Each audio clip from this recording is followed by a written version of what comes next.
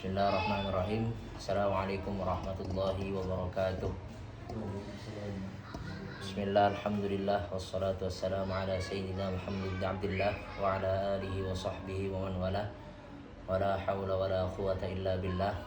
Rabbi shrah li sadri wa yassir li amri wahlul 'uqdatam min lisani yafqahu qawli, amma ba'd. Insyaallah kita akan membaca salah satu karya dari Hadratus Syekh Muhammad Hashim Al-Asy'ari, pendiri dari Nahdlatul Ulama. Kitab ini berjudul Risalatu Ahli Sunnati wal Jamaah fi Hadithil Mauta wa Asyratis Sa'ah wa Bayan Mafhumi Ahli Sunnati wal Jamaah. Kurang lebih kitab ini menjelaskan tentang hal-hal yang berkaitan dengan al-mauta. Nanti di sini di dalam kitab dijelaskan tentang perihal pelaksanaan untuk orang yang telah wafat dan alamat-alamat hari kiamat.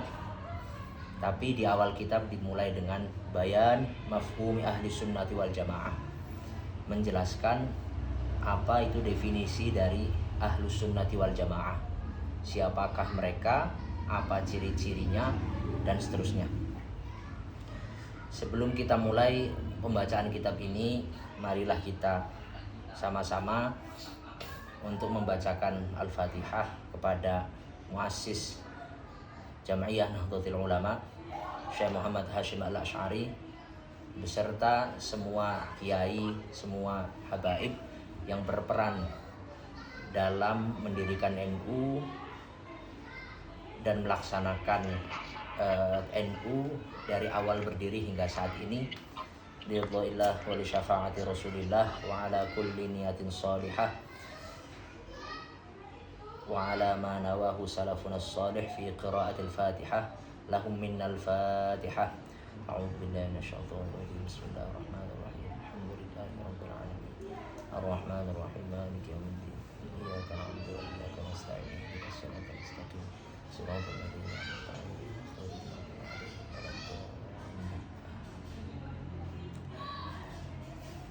Di era sekarang ajakan untuk mulai membaca karya-karya Hadratus Syekh itu mulai banyak digaungkan oleh para kiai, oleh para gus-gus. Maka semoga dengan membaca salah satu karya dari Hadratus Syekh ini memperkuat akidah Ahlussunnah wal Jamaah, khususnya kepada IPPNU, IPNU dan IPPNU wilayah Lampung. Sebelum lebih lanjut kita membahas kitab ini, sekilas membahas tentang biografi Hadratus Syekh. Meski beliau adalah sosok yang tidak asing bagi kita sebagai warga NU, cuma seharusnya di kitab-kitab Hadratus Syekh baiknya diawali dengan biografi meskipun singkat, setidaknya sebagai pengenalan. Karena buku-buku seperti ini tidak hanya akan dibaca oleh orang-orang Indonesia, bisa jadi dibaca oleh orang-orang Mesir, orang-orang Yaman, yang mana mereka ingin kenal lebih dekat dengan siapakah sosok Hadratus Syekh Muhammad Hashim Al-Asy'ari. Beliau lahir 17 Februari 1871 atau bertepatan dengan 24 Dzulqa'dah 1287 Hijriah, tepatnya hari Selasa Kliwon di Jombang. Kemudian awal mula belajar dengan kiai-kiai di tanah Jawa, dari satu pondok pesantren ke pondok pesantren lain. Pada akhirnya ketika beliau umur 21 tahun itu berangkat haji bersama dengan istri dan keluarga. Setelah berangkat haji, beliau menetap di Mekah serta belajar kepada para masyayikh di Mekah sana. Jangan bayangkan Mekah era dulu sama dengan Mekah era sekarang, baik dari segi pemahaman, dari segi bangunan dan lain-lain. Beliau kurang lebih mengaji belajar di Mekah dari beberapa guru, kurang lebih di sana sekitar 4 tahun atau sekitar 7 tahun. Dari umur 21 beliau berangkat 1892 sampai selama 7 tahun. Di sana berguru kepada beberapa masyayikh, salah satunya adalah Syekh Ahmad Al-Khatib Al-Minangkabawi. Syekh Ahmad Khatib Al-Minangkabawi salah satu putra Indonesia dari Minangkabau, dari Bukit Tinggi, yang mengajar di Masjid Haram atau di Mekah. Nah, Syekh Ahmad Khatib Minangkabau ini termasuk murid dari Syekh Abu Bakar Syatol atau pengarang kitab Hasyiah I'anatit Thalibin lah ini. Hasyiah dari kitab Fathul Mu'in. Kata Fathul Mu'in syarah dari Qurratul Ain. Untuk mempermudah maka itu membacanya disertai dengan Hasyiah I'anatit Thalibin. Begitu juga salah satu dari guru Syekh Hasyim Asy'ari ketika di Mekah adalah Syekh Muhammad Mahfud Tarmas. Beliau juga banyak karyanya. Beliau dari Termas, salah satu pengajar di kota Mekah. Salah satu karya yang dibaca oleh seluruh dunia, bukan hanya oleh orang Indonesia, adalah karya beliau Hunyatut Thalabah. Nah, ini kurang lebih kitab 8 jilid karya orang Indonesia. Itu menceritakan atau menjelaskan tentang qiraat di dalam Al-Quran, pembahasan qiraat di dalam Al-Quran. Atau kitab lain yang fenomenal karya dari Syekh Mahfud Termas adalah Mauhibatu Dzil Fadl, Hasyiah ala Syarhi Mukhtasar Bafadl, yaitu atau kita kenal dengan Hasyiah At-Turmusi. Hasyiah Turmusi kurang lebih sekitar 7 jilid dengan cetakan tebal. Itu adalah kitab fikih fenomenal yang dikarang oleh putra terbaik, salah satu putra terbaik Indonesia. Maka kitab Syekh Hasyim Al-Asy'ari itu adalah murid dari ulama-ulama besar. Salah satunya juga adalah Syekh Khalil Al-Bangkalan, salah satu guru dari beliau. Sehingga kita sebagai warga Nahdlatul Ulama jangan berkecil hati bahwasanya amalih-amalih yang dilakukan oleh NU itu mayoritas sudah dikoreksi atau sudah disaring oleh para ulama-ulama kelas berat. Maka kita mulai pembacaan kitab Risalatu Ahli Sunnati wal Jamaah. Bismillahirrahmanirrahim. Di sini di muqaddimah kekurangannya tidak ada penjelasan tentang biografi singkat Syekh Muhammad Hasyim Al-Asy'ari atau Mbah Hasyim menggunakan bahasa Arab. Setidaknya orang-orang yang dari luar Indonesia ketika membaca tahu tentang biografi beliau. Dan Syekh Muhammad Hasyim Al-Asy'ari, Mbah Hasyim pun dikenal dengan Hadratus Syekh atau orang yang mendapatkan ijazah dalam 6 kutub sittah, yaitu Sahih Bukhari, Sahih Muslim, Sunan Abi Dawud, Sunan Tirmidzi, Sunan Ibnu Majah, Sunan Nasa'i. Bismillahirrahmanirrahim.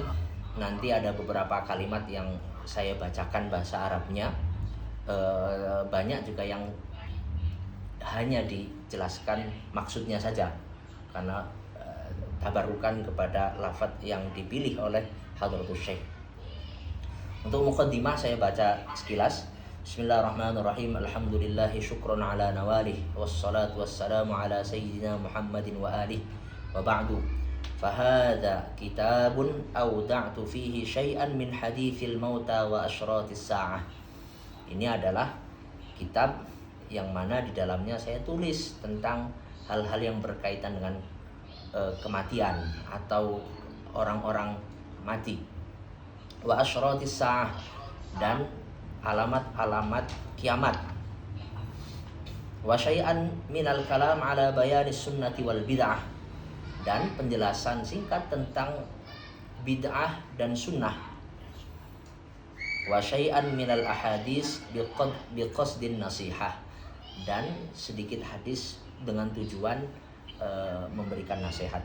Wa ilallahil karim amuddu akuffal ibtihal an yanfa'a bihi nafsi wa amthali minal juhal. Ini doa dari Mbah Hashim.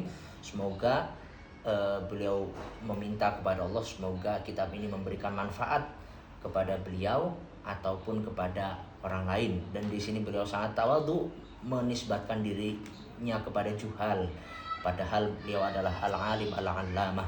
Wa an yaj'ala 'amali khalisan liwajhil karim.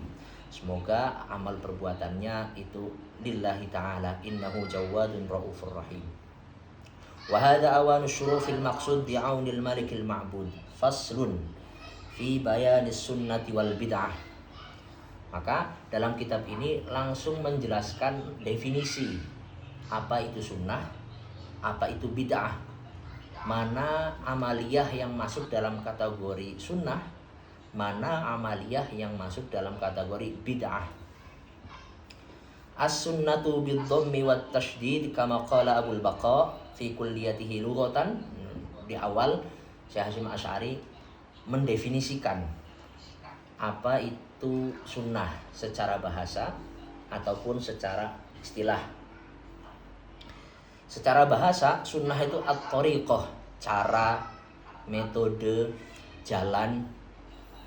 Baik cara tersebut cara yang baik atau cara yang buruk, cara yang benar atau cara yang salah, walau ghairu mardiyah, meskipun jalan tersebut jalan yang salah, tetapi secara bahasa boleh. Maka dalam hadis misalnya man sanna sunnatan hasanah, ada man sanna sunnatan sayyi'ah, ada istilah sunnah hasanah, ada juga sunnah sayyi'ah. Wa syar'an ismun littariqatil mardiyatil masluka fid din salakaha Rasulullah aw ghairuhu mimman huwa alimun fid din kas sahabati radhiyallahu anhum. Secara istilah atau secara syara, definisi dari sunnah itu adalah ismun littariqah al-mardiyah, nama untuk metode, untuk cara yang diridhoi dalam agama, yang mana salakaha Rasulullah, yang dilakukan oleh Rasulullah atau selainnya, mimman huwa alimun fid din, yang mana orang tersebut tahu tentang agama. Maka era setelah Rasulullah adalah sahabat, setelah sahabat diteruskan oleh tabi'in, diteruskan oleh murid-muridnya, oleh murid dan seterusnya. Yang mana di dalam hadis dijelaskan al-ulama warathatul anbiya, yang mana ulama itu adalah pewaris nabi. Maka amaliyah tertentu yang dipraktekkan ulama yang memiliki landasan, maka itu adalah masuk dalam kategori sunnah secara syara'an. Di sini Syekh Mbah Hashim memberikan contoh kas sahabah, sebagaimana sunnah yang dipraktekkan oleh sahabat radhiyallahu anhum. Karena kita mengikuti apa yang dipraktekkan di era sahabat, itu juga berarti kita berpegang teguh dengan apa yang diperintahkan oleh Rasulullah. Sebagaimana Rasulullah mengatakan, alaikum bisunnati wa sunnatil khulafa'ir rasyidina min ba'di. Maka dalam hadis ini, berpegang teguhlah kalian dengan sunnahku dan dengan sunnah khulafa'ur rasyidin min ba'di. Yang mana khulafa'ur rasyidin yang dimaksud dalam hadis ini adalah 30 tahun era kekhilafahan setelah Rasulullah wafat, yaitu era di mana Sayyidina Abu Bakar memimpin kurang lebih sekitar 2,5 tahun. Setelah itu diteruskan estafet kepemimpinan oleh Sayyidina Umar radhiyallahu anhu kurang lebih 10 tahun. Setelah itu diteruskan oleh Sayyidina Utsman bin Affan kurang lebih sekitar 12 tahun. Setelah itu diteruskan oleh Babul Madinah ibnu ammi Rasulillah Sayyidina Ali radhiyallahu an karramallahu wajhah, kurang lebih sekitar 5 tahun, digenapkan dengan putranya yaitu Imam Hasan bin Ali, memimpin selama 6 bulan. Dari mulai kepemimpinan dipegang oleh Sayyidina Abu Bakar, yaitu pada 12 Rabiul Awal, atau wafat Rasulullah kan 12 Rabiul Awal.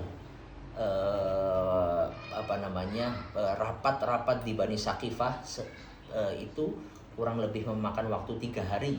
Akhirnya dipilih Sayyidina Abu Bakar, maka dilantik Sayyidina Abu Bakar tanggal 15 Rabiul Awal. Digenapkan dengan diakhiri dengan kepemimpinannya Imam Hasan bin Ali selama 6 bulan. Setelah itu kekhilafahan diserahkan oleh Imam Hasan bin Ali kepada Sayyidina Muawiyah. Sejak saat itu muncullah Bani Umayyah, dari mulai Muawiyah bin Abi Sufyan sampai kurang lebih sekitar 92 tahun. Maka dalam hadis ini, alaikum bisunnati wa sunnatil khulafa'ir rasyidin min ba'di. Sehingga kalau saya contohkan misalnya sholat sunnah tarawih. Sholat sunnah tarawih itu tidak dipraktekkan di masa Rasulullah dengan jamaah di masjid, ada imam, sholatnya baik itu 8 rakaat, 11 rakaat, 20 rakaat dan seterusnya. Tetapi Rasulullah sholat di masjid sendiri, kemudian ada sahabat yang ikut makmum. Setelah itu hari kedua sahabat semakin banyak yang ikut makmum ke Rasulullah. Hari ketiga begitu, hari keempat Rasulullah nggak keluar rumah. Takut sholat tarawih itu diwajibkan oleh Allah. Karena dalam la'allaka tardha, banyak sekali dalam Al-Quran itu hal-hal yang dicintai, disukai oleh Rasulullah, itu kemudian Allah senang. Sebagaimana misalnya Nabi mengatakan, laula an asyqa ala ummati la faradtus siwaka 'inda kulli shalah, misalnya. Kalau tidak memberatkan umatku, maka saya akan wajibkan siwakan dalam setiap sholat. Maka dalam hal ini Nabi takut memberatkan umatnya. Begitu juga dalam hal ini, maka Nabi tidak tidak sholat tarawih berjamaah. Nah, kemudian sholat formasi sholat tarawih berjamaah 20 rakaat itu dengan satu imam di masjid itu baru dimulai di era Sayyidina Umar. Nah, itu termasuk dalam hadis ini, yaitu alaikum bisunnati wa sunnatil khulafa'ir rasyidina min ba'di. Termasuk di dalamnya adalah sunnah yang dipraktekkan oleh Sayyidina Umar, yaitu sholat tarawih dengan formasi 20 rakaat tarawih, 3 witir. Makanya madhab arba'ah sepakat bahwasanya sholat tarawih adalah arba'una rakaatan, 20 rakaat. Meskipun Ahlul Madinah justru sholat tarawihnya lebih dari itu. Sholat tarawihnya Ahlul Madinah itu 36 rakaat. Wa urfan ma wadhaba alaihi al-muqtada nabiyan kana awwaliyan. Secara urf, secara istilah, definisi dari sunnah adalah ma wadhaba alaihi al-muqtada nabiyan kana awwaliyan. Sesuatu yang dikontinyukan, dilakukan secara berkontinu oleh orang yang menjadi teladan, baik itu nabi ataupun wali. Maka di sini sebagian ulama misalnya membedakan definisi antara sunnah, nafilah, mandub dan lain-lain. Salah satunya adalah misalnya perkara sunnah kalau dilakukan dan tidak pernah ditinggalkan oleh Rasulullah, kemudian diistilahkan dengan namanya sunnah muakkadah. Sunnah yang derajatnya mendekati wajib, seakan-akan tidak boleh ditinggalkan karena kesunahannya itu level tinggi. Ada juga yang sunnah biasa, ada juga yang sunnah adah dan seterusnya. Wasunniyu mansuba ila sunnah. Lah di sini dikatakan sunni dinisbatkan kepada kepada sunnah. Maka orang kalau mengatakan sunni, saya itu adalah sunni atau orang ahlu sunnah, maka dinisbatkan ai min ahli sunnah. Wal bid'atu, setelah mendefinisikan apa itu sunnah, kemudian mendefinisikan anonimnya, lawan kata dari sunnah, yaitu bid'ah. Kama qala Syekh Zarruq fi Uddatil Murid. Syekh Zarruq ini termasuk ulama tasawuf dari Maroko. Beliau punya qawaid tasawuf, qawaiduz Zarruq, dan itu banyak digunakan oleh para ulama dalam kaidah-kaidah yang berkaitan dengan tasawuf. Mengatakan dalam kitabnya Uddatul Murid, syar'an ihdatsu amrin fid dini yushbihu an yakuna minhu wa laysa minhu, sawa'un kana bisurah au bil haqiqah. Definisi bid'ah yang dijelaskan oleh Syekh Zarruq di sini adalah ihdatsu amrin fid din, membuat hal baru dalam agama, yang mana hal baru tersebut yushbihu an yakuna minhu, mirip bahwasanya hal tersebut adalah termasuk dari agama, walaysa minhu, hakikatnya bukan termasuk perintah agama. Sawa'un kana bisurah au bil haqiqah, baik dalam segi surahnya saja, dalam segi bentuknya, atau dalam segi hakikatnya. Ini dilandaskan dengan apa? Dengan hadis Nabi, man ahdatsa fi amrina hadza ma laysa minhu fahuwa raddun. Orang yang membuat hal yang baru fi amrina hadza, dalam permasalahan agama ini, ma laisa minhu, yang perlu digarisbawahi kata-kata lafaz laisa minhu, sesuatu yang bukan termasuk dalam agama, maka itu tertolak. Sehingga dari lafaz ma laisa minhu, kalau sesuatu tersebut baru tetapi memiliki landasan umum dalam agama, maka boleh, bukan termasuk sesuatu yang ditolak. Contoh misalnya, ada orang baca wirid misalnya, la ilaha illallah, satu hari full, berkali-kali diulang sampai ribuan, sampai puluhan ribu. Hal tersebut boleh atau tidak?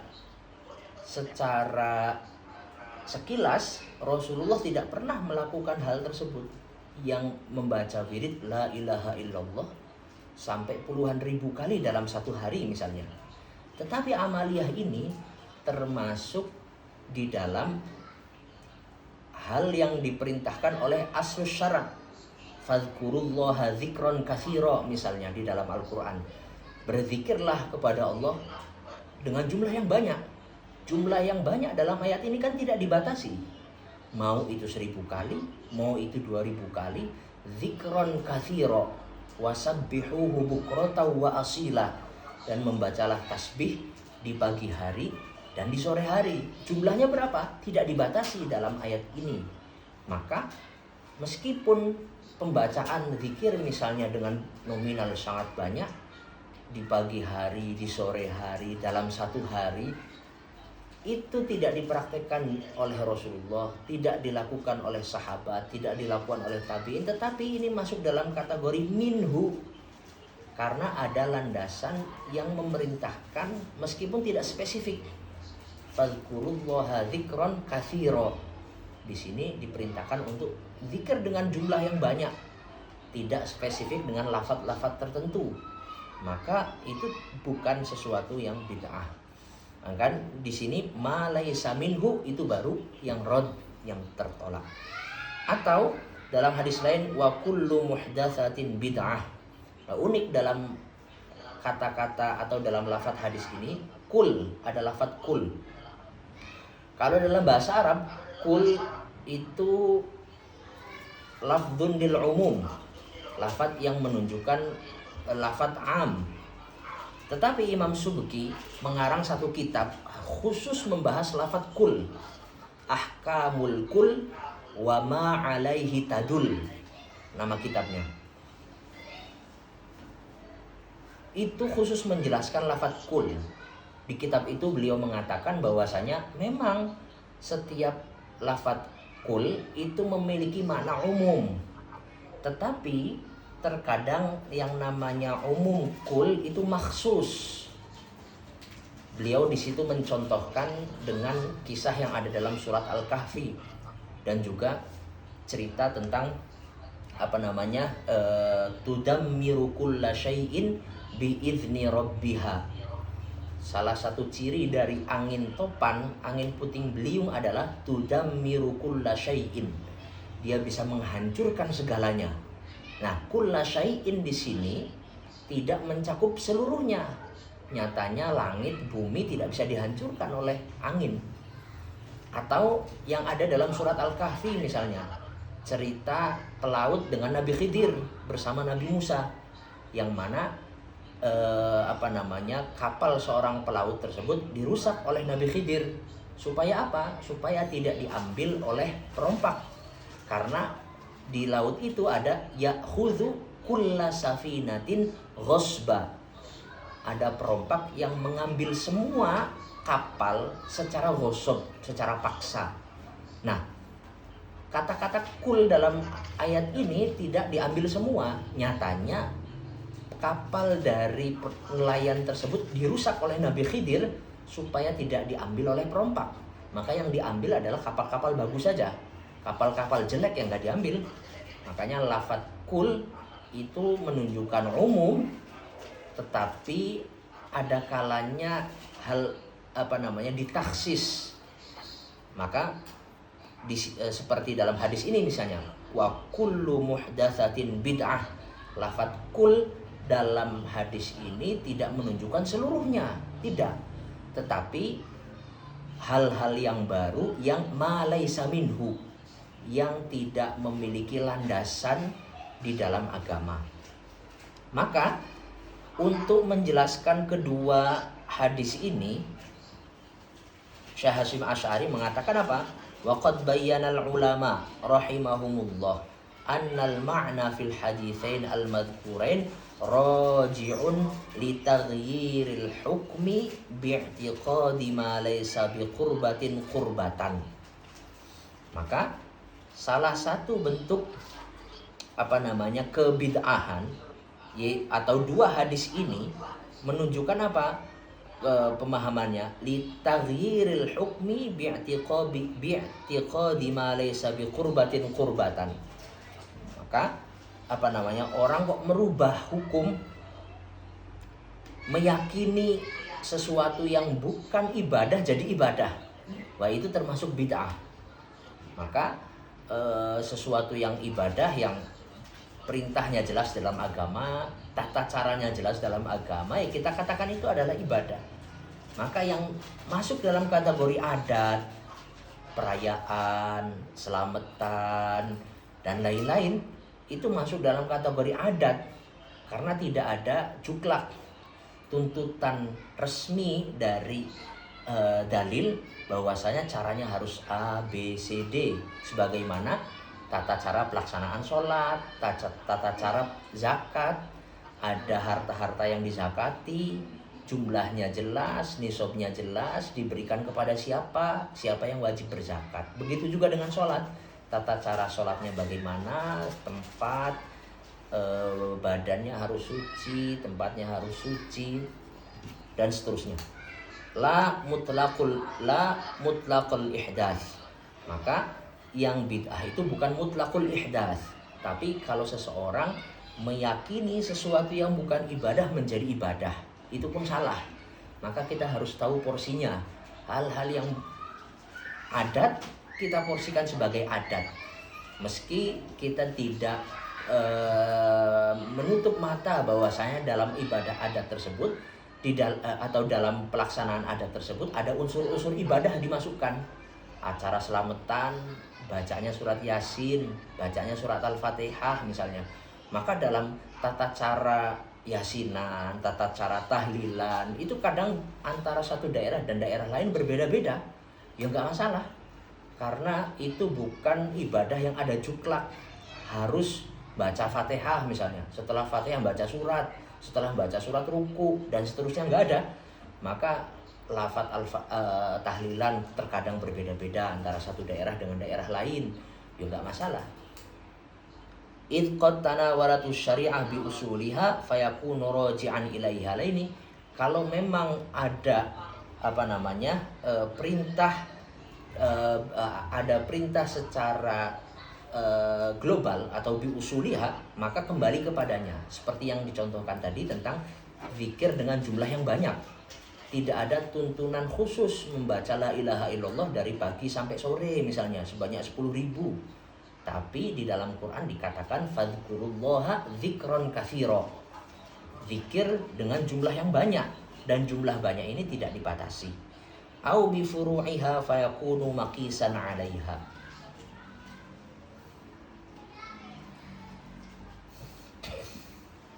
Qala wa mawazinuha thalathatun.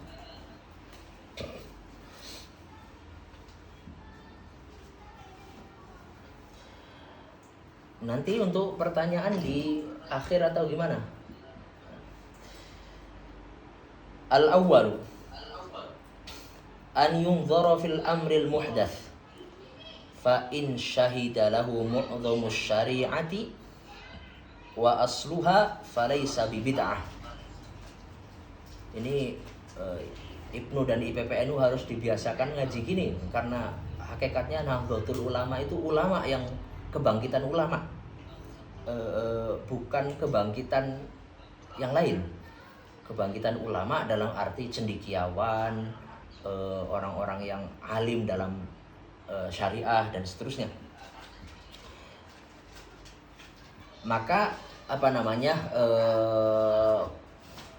mawazin atau yang dijadikan tolak ukur dalam melihat bid'ah itu ada 3 hal. Yang pertama, yungzar fil amril muhdath. Harus dilihat hal yang baru ini, dilihat dari beberapa sisi. Yang pertama, fa in syahida lahu mu'dhamus syari'ati wa asluha falaysa bibid'ah.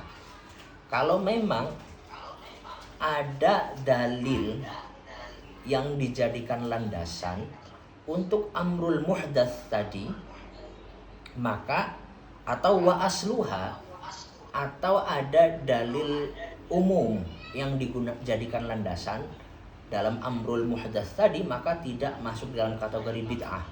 Dalam contohnya adalah tadi zikir dengan jumlah yang sangat banyak, tidak ada prakteknya, tetapi itu masuk dalam kategori fadhkurullaha dzikron katsira. Wa in kana mimma ya'ba dzalik bi kulli wajhin fa huwa batilun wa dhalal. Nah, kalau sesuatu yang baru tersebut ya'ba dzalik bi kulli wajhin, ditolak dari semua sisi, artinya tidak ada sumber hukum, baik dari Quran, dari sunnah, dari ijma', dari qiyas, atau dari masadirul hukmi yang lain, baik itu dari qaulus sahabah, dari istihsan, dari masalah mursalah dan lain-lain, maka fahuwa batilun wa dhalal.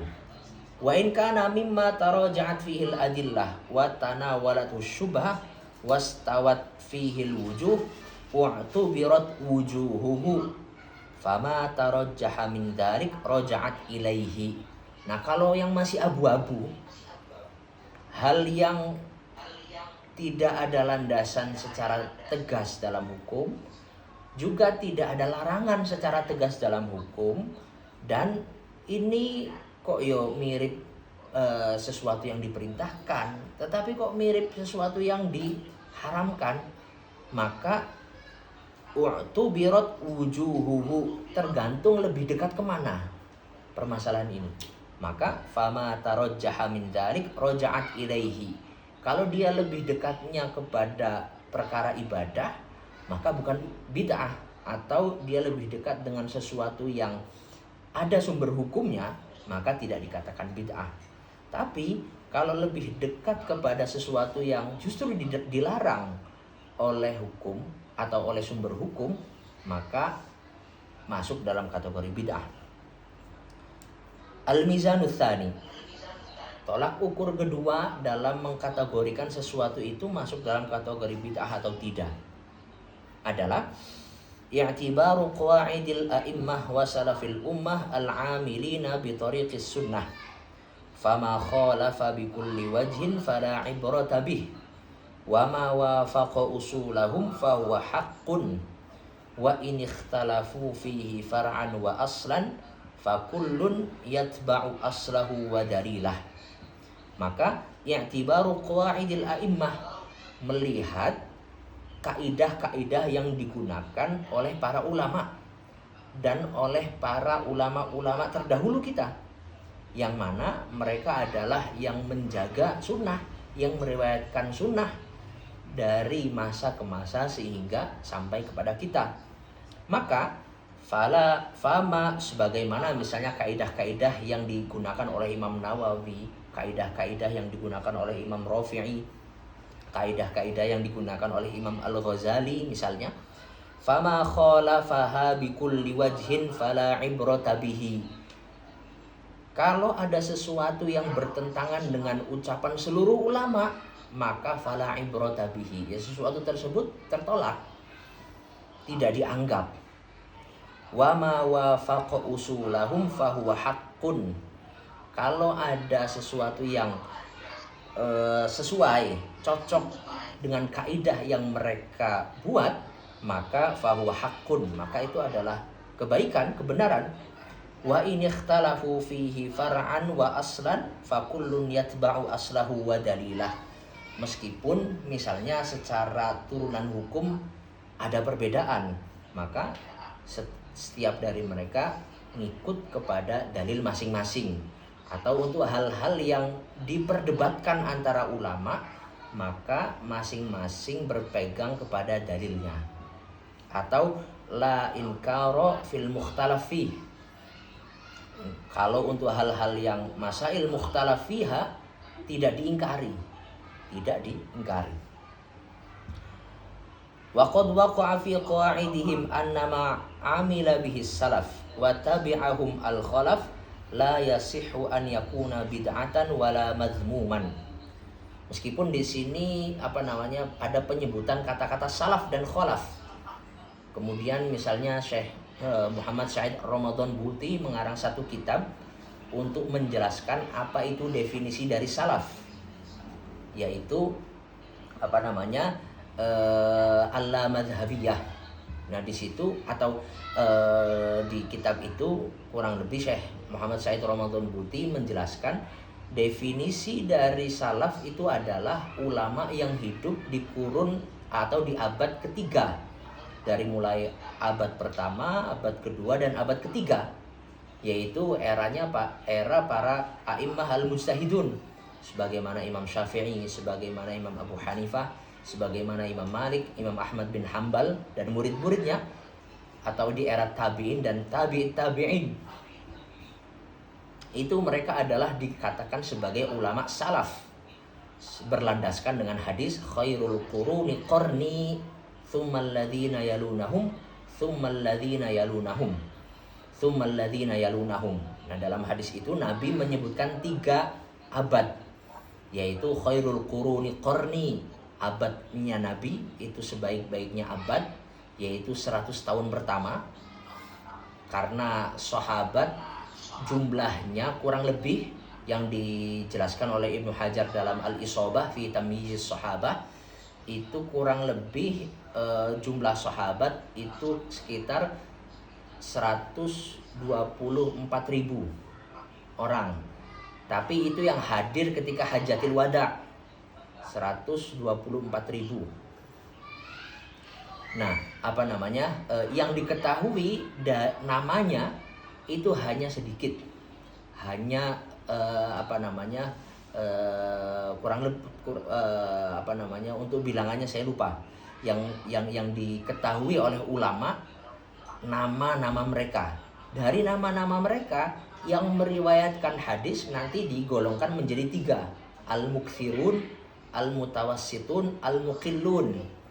Orang yang meriwayatkan hadisnya itu cuma sedikit, meriwayatkan hadis dari Rasulullah cuma 1, cuma 2, cuma 3 misalnya.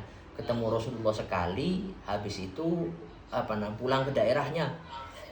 Ada yang meriwayatkan Rasulullah al-mutawassitun, tengah-tengah. Ada yang al-mukthirun, di atas 1000. Atau yang banyak kita kenal yaitu seperti Imam Abu Hurairah, Sayyidah Aisyah, kemudian Abdullah bin Umar, dan seterusnya. Ma'amila bihi salaf wa tabi'ahum al-khalaf, hal yang dipraktekkan oleh ulama salaf, yaitu ketiga abad pertama, wa tabi'ahum al-khalaf, kemudian diikuti oleh ulama khalaf, maka hal tersebut tidak mungkin dikatakan bid'ah. Makanya dalam hal ini Imam Malik misalnya menjadikan amalu ahlil Madinah sebagai hujjah.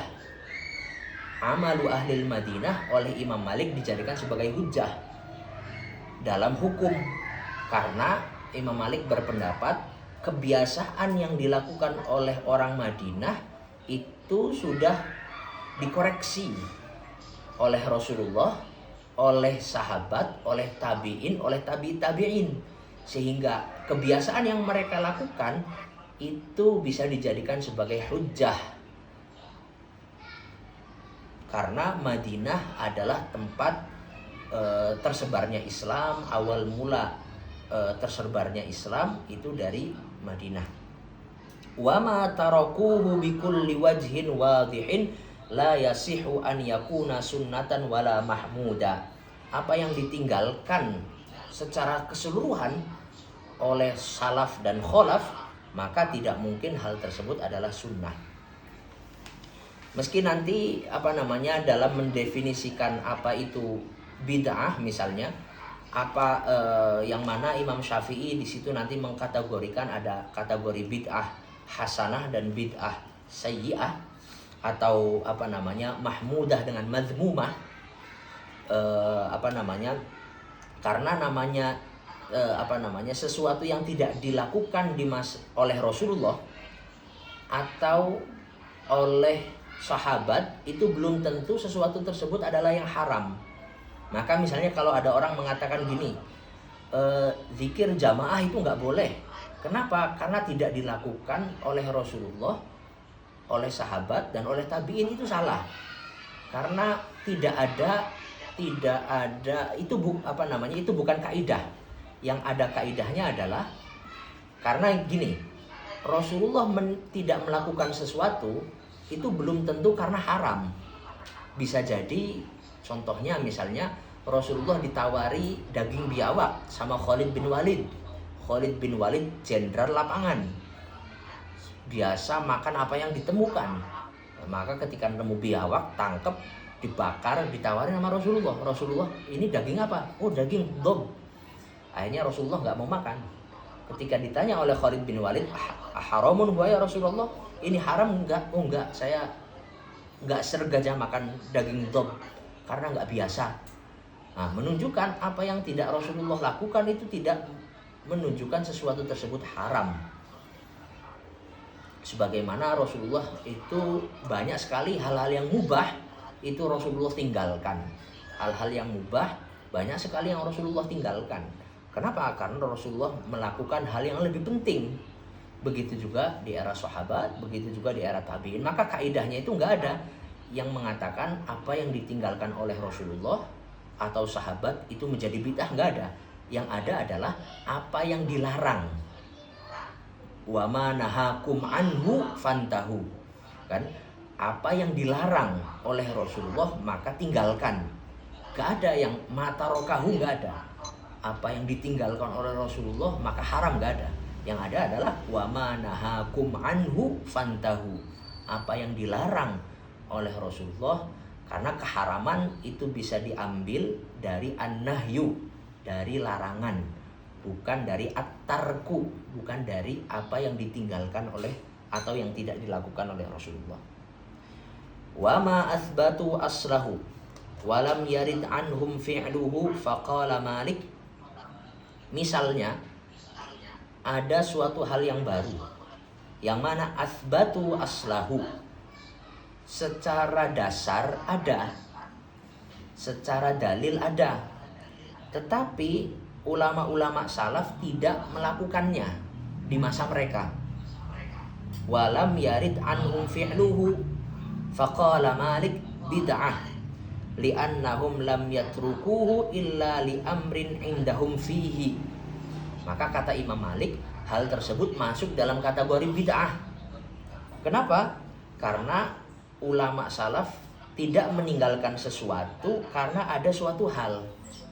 Ada satu hal yang menjadi sebab mereka tidak melakukan hal tersebut.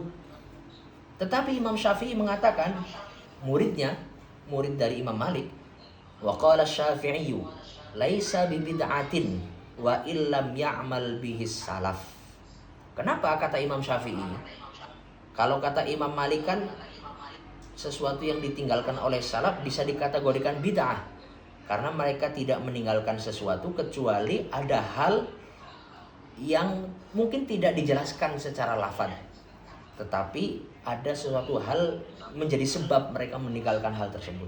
Tetapi kata Imam Syafi'i, li'anna tarkahum lil amal bihi qad yakunu li'udhrin qama bihim fil waqti. Mungkin ulama salaf tidak melakukan hal tersebut padahal ada dalilnya, gara-gara mereka punya uzur saat itu tidak bisa melaksanakannya, atau lima huwa afdhalu minhu, atau mereka mengerjakan hal yang lebih utama, mengerjakan hal-hal yang lebih utama. Misalnya buat pondok pesantren, buat yayasan itu baik atau tidak baik misalnya. Apakah sahabat di masa sahabat itu membuat yayasan-yayasan seperti itu dengan mengumpulkan murid, dengan mengumpulkan santri untuk belajar dan lain sebagainya? Tidak. Kenapa? Karena li'udhrin qama bihim fil waqti. Di saat itu mereka masih sibuk untuk melakukan penaklukan, untuk menyebarkan Islam, ekspansi ke negara-negara lain. Maka mereka lebih sibuk dengan lima huwa afdhalu minhu. Maka kelembagaan itu dalam bentuk sederhana. Orang mau ngaji tinggal datang ke rumah, tinggal tanya permasalahan yang mau ditanyakan.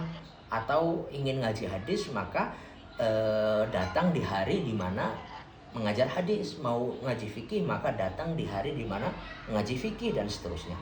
Wal ahkamu ma'khudatun minasyari' wa qad athbatahu, kata Imam Syafi'i. Yang namanya hukum itu diambil dari syari' atau dari Quran dan hadis atau turunan-turunannya. Wa qad athbatahu, dan di permasalahan ini sudah ada dalilnya secara umum.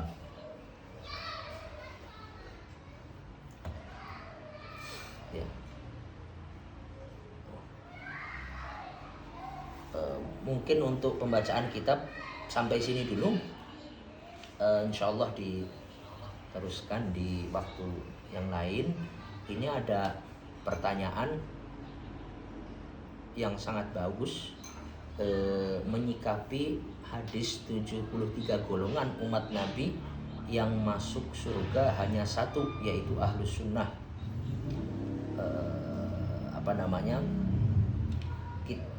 Guru kami yang baru saja wafat, Allah yarham, Syekh Muhammad Abdul Ba'id Al-Kattani, Muhaddithul Iskandariyah, itu menjelaskan dalam dalam kitabnya Ibra'udz Zimmah fi ma'na hadis iftiraqil ummah, khusus satu kitab menjelaskan tentang hadis ini, yaitu apa sebenarnya makna dari hadis ini. Kemudian misalnya di situ kan dikatakan sataftariqu ummati, maka sebagian ulama mendefinisikan umat yang dimaksud dalam hadis ini adalah ummatu dakwah. Umat Nabi itu kan ada dua golongan atau ada dua macam. Ada namanya ummatul ijabah, ada namanya ummatud dakwah. Nabi itu kan khatamul mursalin, nabi terakhir, sehingga tidak ada nabi setelah Rasulullah. Maka nabi itu diutus dari sejak masa beliau diutus, turunnya Iqra bismi rabbikal ladzi khalaq, atau sejak turunnya fasda' bima tu'mar, sampai hari kiamat, sampai hari kiamat. Maka kalau sekarang sudah berjalan sekitar 14 abad atau sekitar 15 abad dari sejak Nabi diutus. Maka yang dimaksud dari sataftariqu ummati, sebagian ulama memaknainya adalah ummatu ad-da'wah, yaitu semua umat Nabi sejak Nabi berdakwah sampai hari kiamat, baik itu yang orang Islam atau umatud dakwah di sini adalah orang yang masih kita ajak untuk masuk Islam dari orang-orang yang non Muslim. Maka kalau dilihat dari perspektif itu kalau melihat dari perspektif itu, maka sangat banyak jumlahnya perpecahan yang terjadi dalam umatud dakwah. Adapun yang masuk surga adalah ummatu al-ijabah, atau umat Nabi yang masuk Islam. Makanya misalnya man qala la ilaha illallah dakhalal jannah. Nah, hadis ini orang kok la ilaha illallah dakhalal jannah itu sedang menjelaskan tentang hakikat bahwasanya kebenaran la ilaha illallah itu kalau diyakini oleh seseorang, maka dia akan taat dalam beragama. Kemudian akan menjadi kunci dia masuk surga. Adapun di kitab tersebut beliau menjelaskan bahwasanya bisa jadi yang dimaksud 73 golongan itu adalah ummatu al-ijabah. Tapi tambahan dalam hadis, di hadis itu kan ada tambahan kulluhum finnar illa firqatun illa wahidah. Nah, kata-kata kulluhum finnar itu hanya ada dalam satu riwayat. Dalam riwayat yang lain itu tidak ada tambahan kulluhum finnar. Sehingga lafaz kata-kata kulluhum finnar di sini riwayatnya diragukan dalam kitab tersebut. Maka menyikapi hadis ini ya dikembalikan kepada man qala la ilaha illallah dakhalal jannah wa in zana wa in saraqa ya Rasulullah wa in zana wa in saraqa. Ya, kita cukupkan sampai sini. Wallahul muwaffiq ila aqwamit thoriq. Assalamualaikum warahmatullahi wabarakatuh.